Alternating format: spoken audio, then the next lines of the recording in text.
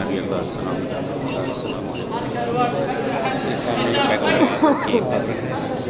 जनाब रसूल सल्लल्लाहु अलैहि वसल्लम के खुदावंद आलम इंशाअल्लाह नसीब करे, आपको भी आना नसीब करे इन बारगाहों में इंशाअल्लाह। ये कब्र जनाब रसूल सल्लल्लाहु अलैहि वसल्लम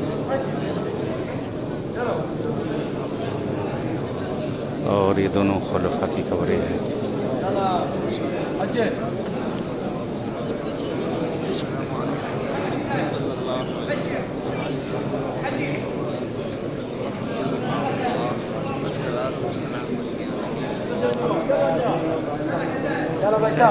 चाहते हैं इस मकाम पे परवरदिगार आप लोग को भी आना नसीब करे इंशाअल्लाह।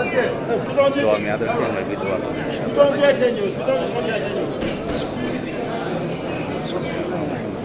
वो सुन रहे हैं।